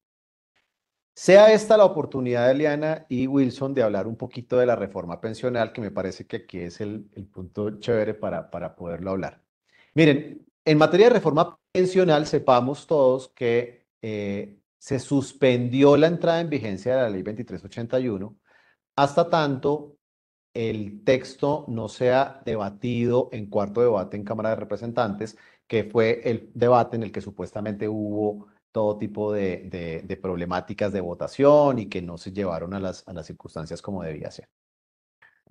Se supone que a partir del momento en que el fallo de la Corte Constitucional que suspende los efectos de la ley sea publicado, se cuenta por parte del Congreso con 30 días para hacer el debate y llevar esto a cabo. Ahora, la legislatura del primer semestre terminó el 20 de junio, la siguiente legislatura comienza a mediados de julio. Si el fallo sale para esa época, tendrá entonces el Congreso que hacer la tarea con la reforma pensional. Si no la hace, pues hasta cuando tengan el fallo podrán ellos hacer la discusión. En este punto es particularmente importante porque había una obligación que establecía el artículo 21 de la ley 2381 y era la de qué va a pasar entre contratante y contratista con los aportes al sistema de seguridad social. De vieja data, el aporte, la responsabilidad del que la tiene es el contratista. Entonces, ¿el contratista qué hacía? Cogía el valor mensualizado del honorario, le sacaba el 40%, si habían gastos o temas necesarios para la ejecución de la actividad, los descontaba, establecía el ingreso base de cotización y procedía a pagar el aporte en salud, el aporte en pensión al 100%. O sea, el 16% del aporte lo hacía en pensión lo hacía totalmente el contratista, el 12,5% de la totalidad lo hacía al subsistema de salud, y si era una persona con un contrato por prestación de servicios por más de un mes, estaba obligado a hacerlo al sistema de riesgos laborales, en cuyo escenario tenía que ver si la actividad del contratante era 4 o 5, en ese caso lo hacía el contratante, si era 1, 2 o 3, lo hacía el contratista, incluyéndolo dentro de su costo. Bueno. La reforma pensional dejó en ese artículo 21 una inmensa duda porque la redacción, a mi juicio, no fue nada afortunada, lo que pasa por hacer cosas a las carreras. Esa norma no dejó claro si el responsable en adelante era el contratante o si seguía siendo el contratista. Entonces se generó en el mercado toda la discusión de ahora el contratante será el responsable de retener obligatoriamente el pago y hacer el aporte al sistema de seguridad social. Sale luego el decreto reglamentario de esa norma en la que ya se atenuó, se suavizó un poco la cosa y ¿qué se dijo? El contratante y el contratista podrán acordar el régimen de responsabilidad frente a los pagos del sistema de seguridad social. Si lo acuerdan y la cosa queda en cabeza del contratante, el contratante practica la retención y hace el pago de la seguridad social usando la planilla tipo Y. Planilla que de paso está en la resolución 476 del 2025 que modifica toda la planilla o el régimen de planilla pila, que es un cartapacio inmenso y que invito a que quien se lo quiera leer nos cuente porque es una cosa muy larga. El caso es que con la modificación que tiene, digamos, la 476, la resolución, ya casi que queda sentado que ese acuerdo que exista entre contratante y contratista será claro. Las partes se tienen que sentar a ver qué va a pasar con el régimen de responsabilidad. Si no lo dicen, el decreto 514 dice, está o permanece la responsabilidad en cabeza del contratista. Pero todas estas normas que ustedes ven aquí en pantalla me llevan a mí a pensar que lo que busca la norma es reafirmarme la obligación del contratante de ponerle mucho cuidado a mis contratistas, porque como quiera que yo contrate un contratista, si es del objeto social mío, similar o conexo, yo tengo responsabilidad solidaria respecto de los pagos que éste tenga en todo su sentido. Y si tiene empleados y subcontratistas, yo también soy solidariamente responsable de los pagos de él. Entonces, eso de que yo no voy a tener responsabilidad por la seguridad social, me conviene pactar en el contrato quién va a ser el responsable, porque si no lo pacto, puedo estar incurso en el tema de la solidaridad que me establecen estas nuevas normas. ¿Ven? O sea, es que el régimen de contratistas y subcontratistas no cambió significativamente. Lo que hizo la reforma, ahora sí la laboral, fue reiterarme lo que ya me hablaba mucho del régimen de los contratistas, pero si yo junto esto con el tema de la pensión, sí que me conviene entrar a hablar del régimen de responsabilidad, porque de lo contrario quedo yo en la indeterminación de, pues, qué va a pasar con esos pagos y si no los hace, ¿qué? Si no los hace, ¿qué? Entro yo a ser el responsable o potencialmente entro yo a ser el responsable. Todo lo que tiene que ver con contratistas y subcontratistas, dice la norma, no me aplica cuando son actividades que no son conexas, o sea, que no tengan nada que ver con el objeto social. Pero yo digo una cosa, ¿qué actividad yo contrato por prestación de servicios que sea tan ocasional y tan poco armónica con mi objeto social que yo me pueda exonerar de esto? O sea, tiene que ser algo muy puntual, porque en general yo contrato contratistas para que me apoyen en mi labor diaria y cosas que tengan que ver con el core de mi negocio. Con una renovación de un local, Sí. una obra civil en el edificio. O la jardinería de, Sí. de la fábrica, Pero, por ejemplo, las labores intelectuales, cuando yo contrato consultores, ¿ahí yo qué puedo decir? No, Nada. desconexa total. ¿En serio? ¿Están desconexa? Conexa. Es conexa. Es conexa. Sí, de acuerdo. Y por ejemplo, el aseo de mi sede de trabajo. En ¿cómo teoría el aseo es algo que yo puedo tercerizar y que no tiene nada que ver conmigo. Yo ahí sí pienso que no tengo nada que ver con ellos, pero que lo necesito, lo necesito. Por supuesto. Entonces, sí que es bueno entrar a regular el tema con mis contratistas cuando son personas naturales.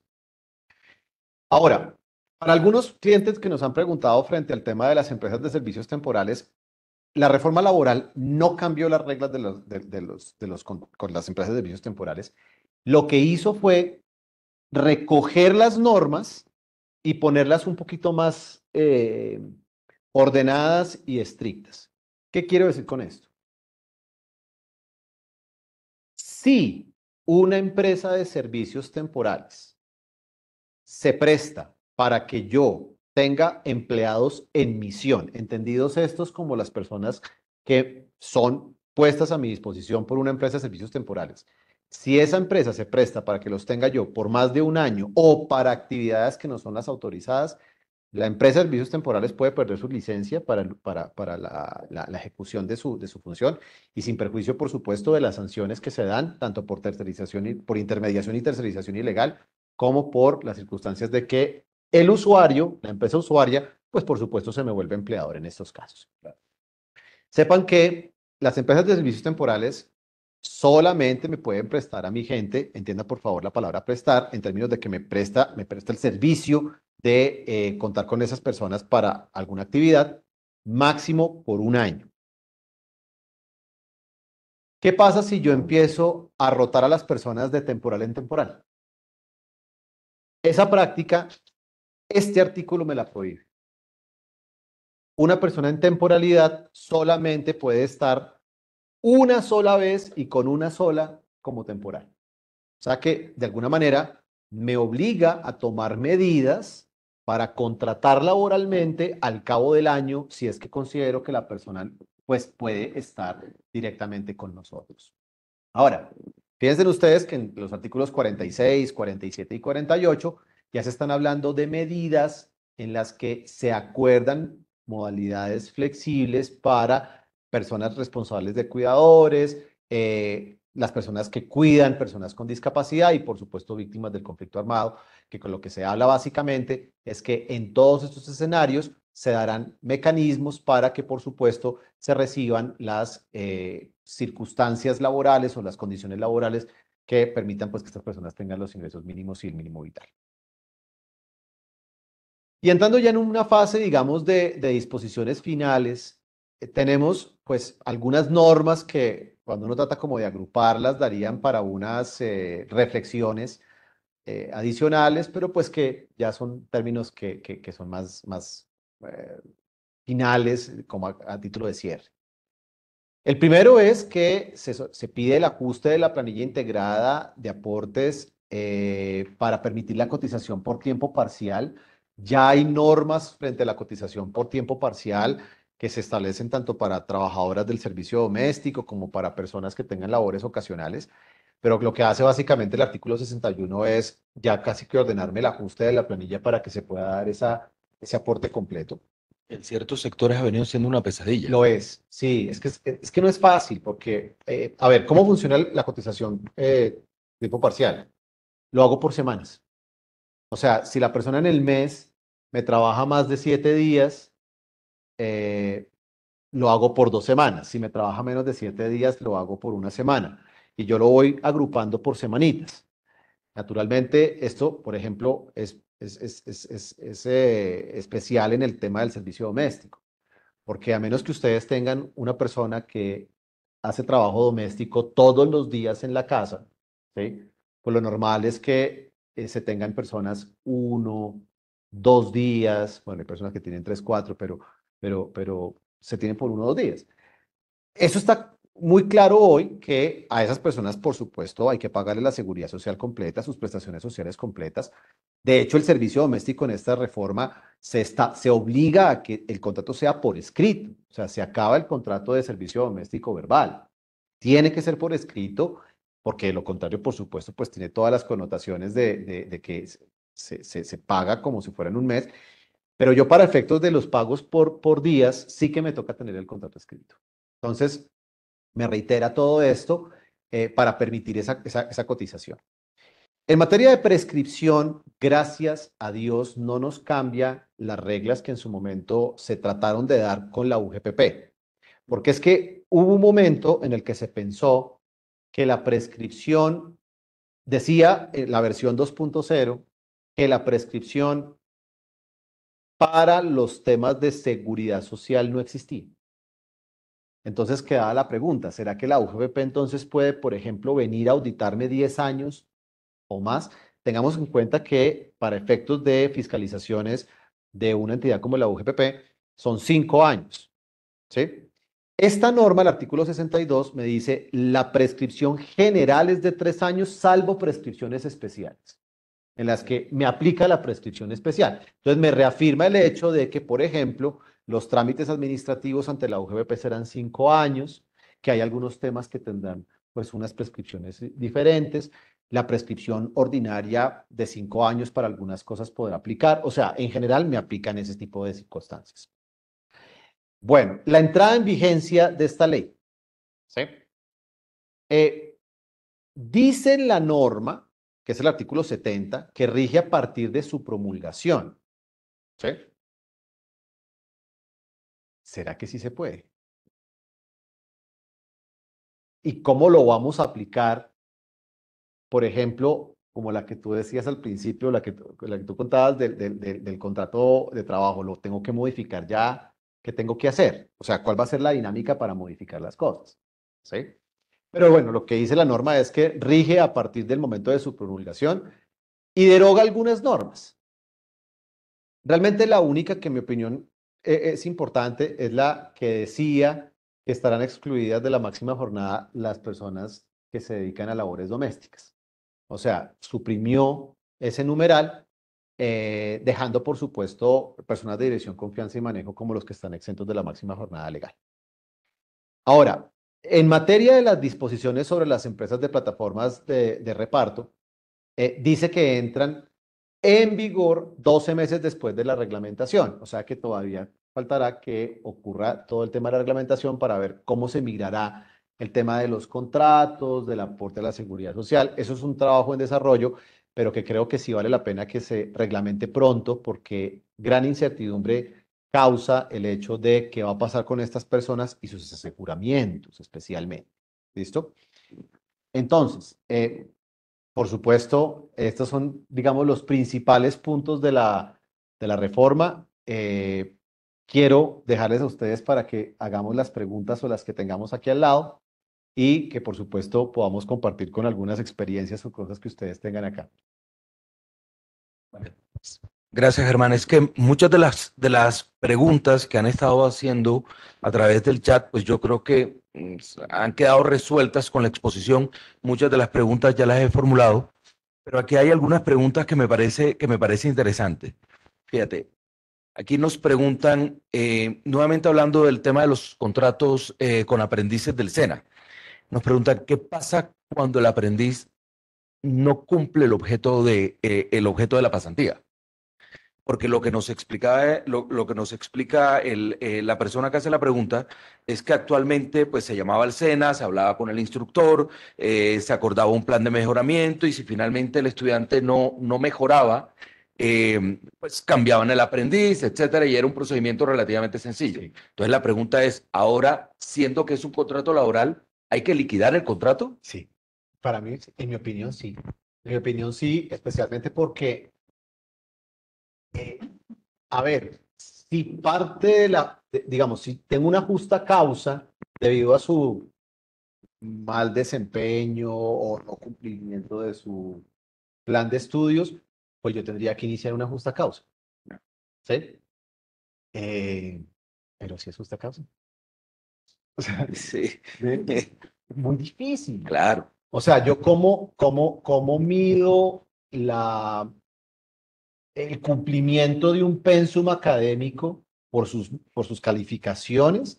Además que tengamos en cuenta que cuando una persona está en fase práctica, el, el supervisor, en el contrato hay que decir quién va a ser el supervisor, que es una persona de la empresa. Este es el que va a calificar qué. ¿Sí? Entonces, ¿cómo lo vamos a dejar? No sé, o sea, yo sí siento que laboralizar el contrato de aprendizaje no era una buena idea.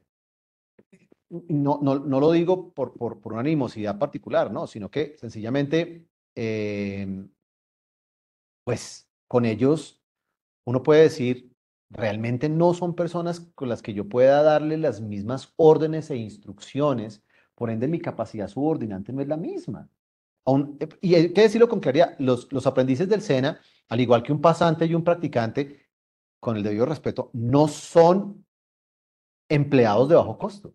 O sea, esa visión de que me consigo un chico porque es barato y porque... No, no, no. O sea, son personas que están en una fase de formación.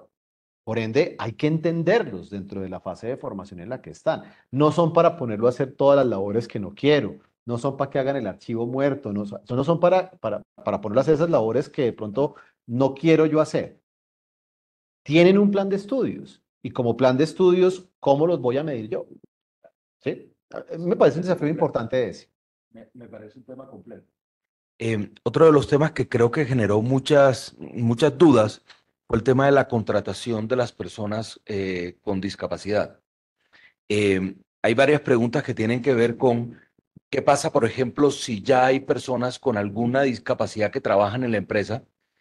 Con la entrada en vigor de la reforma, tengo que contratar nuevas personas o las personas que ya trabajaban en la empresa mm, cuentan a efectos de... Para mí cuenta. O sea, leyendo la norma, pareciera que los puedo contar porque es que no me dice nuevos, Ok, ¿sí?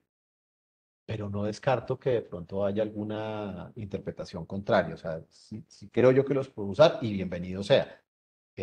También sería absurdo pensar que me obliguen a mí a contratar un montón de personas más de las que ya tengo, porque hay empresas, por ejemplo, que tienen una política de inclusión claro, muy bonita, que incluso prefieren contratar personas en circunstancias de de acuerdo, discapacidad. de acuerdo.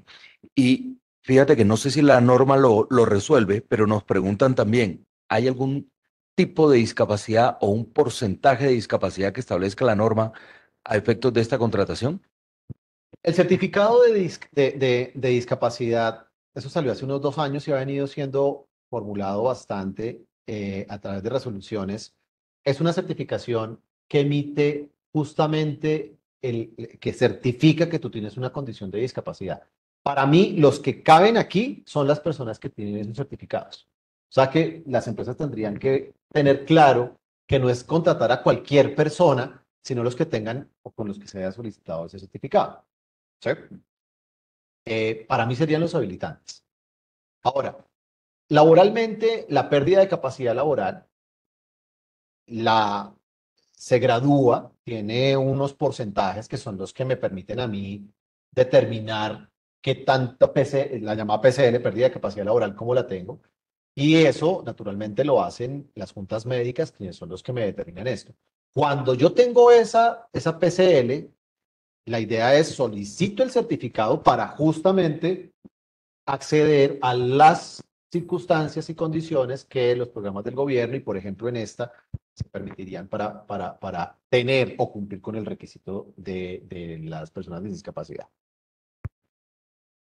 Vale. Ahora, no es una persona en enfermedad. O sea, aquí pensando, una persona que tenga, por ejemplo, una enfermedad, no necesariamente es una persona en discapacidad.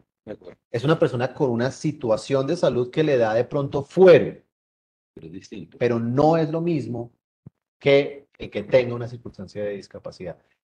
Porque perfectamente puedo tener yo personas cobijadas por fuero de salud, estabilidad laboral por fuero de salud, y que no me sirvan para los efectos del cumplimiento de la cuota. Yo sí creo que son personas en discapacidad y con el certificado que me establece las resoluciones. Aquí hay una pregunta que me parece interesante sobre los contratos a término fijo. Uh-huh. Nos están preguntando, ¿qué pasa si yo tengo una persona con un determinado número de años? En la pregunta hablan de 15 años con contratos a término fijo que se van renovando con la entrada en vigor de la ley. Es decir, automáticamente pasaría a ser un contrato a término indefinido. Y la segunda pregunta que se deriva de allí y que también nos hacen es, ¿qué pasa si tengo que dar por terminado ese contrato? ¿Tengo que darlo por terminado con reglas de contrato a término indefinido? Mire, si yo tengo una persona con contrato a término fijo hoy, primera cosa, habría que ver si la entrada en vigencia de esta norma me cuenta el tiempo anterior, en cuyo caso, quien tenga 15 años, pues si esa es la interpretación, entonces prácticamente ya es indefinido. Yo sí creo que tiene que haber un compás para yo poder hacer esa adaptación. Entonces, en mi opinión, yo tengo todavía plazo para revisar este tema Y se debería empezar a y contar sería el empezar a plazo contar. desde la vigencia de Sí, la norma. para mí. Ahora, yo sí creo que con una persona que se tenga ya muchos años contratado, para responder tu pregunta, si yo tuviera que liquidar a la persona, pues bajo la regla de que se me vuelve indefinido, pues uso 15 años y pago indemnización conforme a 15 años. Si yo tuviera que ver, uy, pues madre, se me viene encima esto, ¿qué voy a hacer? ¿Sí? A mí se me ocurren dos posibilidades. O yo transformo el contrato en indefinido ya, o yo pienso en una medida para negociar ahora la terminación con una posible recontratación con una manera un poquito más benévola para mí como empresa. Pero ciertamente tengo que tomar alguna cosa con las personas que llevan muchos años con término fijo, porque no puedo permitir una persona con contrato término fijo dejar pasar. A ver, si lo hago conscientemente, pues lo hago conscientemente. Pero si yo no tomo ninguna medida ahorita, se me va a volver indefinido y pues eso me implica pagar la indemnización. Pero también es muy cierto una cosa. Miren, una indemnización de un contrato a término fijo dependerá del momento del contrato en el que yo lo tenga. Si me acaba de renovar el contrato a término fijo y pretendo despedirlo hoy, le tengo que pagar prácticamente 11 meses, sino un año de salario. ¿Sí? Pero si la persona, yo le voy a terminar el contrato faltando un mes, pues pago un mes de salario. ¿Sí? Cuando tengo una persona con contrato a término indefinido, la indemnización, yo puedo llevar muchos años en la empresa y tampoco recibir mucha indemnización. Entonces, económicamente, a veces la indemnización del indefinido es a veces menor que la del fijo. Cuando llevo muchos años en una empresa, claro, la indemnización es buena, pero cuando no llevo tanto tiempo, realmente es más favorable en cuanto al valor lo que yo recibo por el fijo que por el indefinido. También dependiendo del momento Claro, del contrato fijo en que se dé por terminado. claro. Sí, así es. Así es. Ahora, yo sí siento que cuando yo tengo una persona muchos años con contrato a término fijo, pues realmente sí hace sentido pasarlo al indefinido. Claro. Hay que, para mí, o sea, habrán circunstancias especiales que hagan que la cosa cambie, pero bueno. Estoy revisando las preguntas que me han pasado y creo que la gran mayoría de ellas o ya las discutimos o se resolvieron por el mismo desarrollo de la charla. Perfecto. Entonces, Pues entonces, trataremos de responder a sus preguntas por algún medio, en la medida de nuestras posibilidades. No obstante, les damos las gracias y por supuesto los invitamos a contactarnos y a estar también, por supuesto, muy atentos a nuestros boletines, como quiera que estaremos dando noticias sobre los acontecimientos y por supuesto sobre cómo afrontar estos temas. Por ejemplo, algo que de una les voy anticipando, los reglamentos de trabajo toca mirarlos, los reglamentos toca actualizarlos. Si no los tienen actualizados con jornada, sea esta la oportunidad para aprovechar y actualizar otros aspectos importantes en materia, por ejemplo, de permisos, en materia de remuneraciones y de escalas de orden, en materia de en sanciones disciplinarias. Sepan ustedes que el reglamento es la herramienta con la que uno sale adelante en estas circunstancias. Gracias, Wilson. Gracias, Eliana. Ha sido un gusto y un Gracias gusto a haberlos todos. acompañado a todos Buen ustedes. día. Buen día. buen día a todos.